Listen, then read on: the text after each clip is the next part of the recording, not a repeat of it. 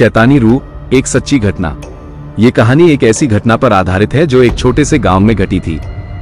गांव के लोग इसे आज भी याद करते हैं, डर के साथ। ये घटना एक शैतानी रूह से जुड़ी थी जिसने गांव वालों की नींदें उड़ा दी थी। गांव में एक पुराना जर्जर सा मकान था।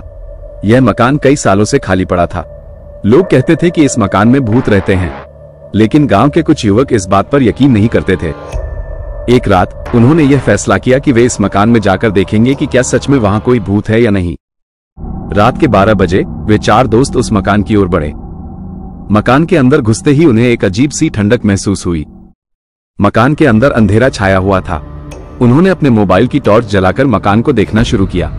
तभी उन्हें एक कमरे से अजीब सी आवाज सुनाई दी, जैसे कोई बच्चा रो रहा हो। वे डर गए और एक दूसरे को देखने लगे। धीरे धीरे वे उस कमरे की ओर बढ़े। जब उन्होंने कमरे का दरवाजा खोला तो उनके होश उड़ गए।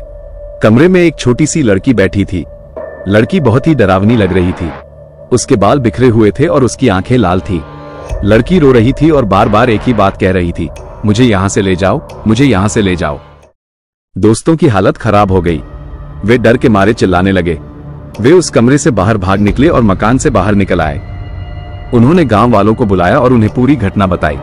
गांव वाले भी डर गए। उन्होंने उस मकान को बंद कर दिया और उसमें ताला लगा दिया। लेकिन इस घटना के बाद से गांव में अजीब अजीब घटनाएं होने लगी। रात को लोग अजीब अजीब आवाजें सुनते थे। कभी किसी को कोई काला साया दिखाई देता था। गांव वाले बहुत परेशान हो गए। उन्होंने कई पुजारियों को बुलाया लेकिन कोई फायदा नहीं हुआ।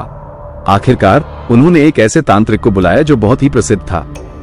तांत्रिक ने मकान को देखा और कहा कि इस मकान में एक शैतानी रूह बस गई है। इस रूह को शांत करने के लिए उसे एक विशेष मंत्र का जाप करना होगा। तांत्रिक ने कई दिनों तक उस मकान में मंत्र का जाप किया।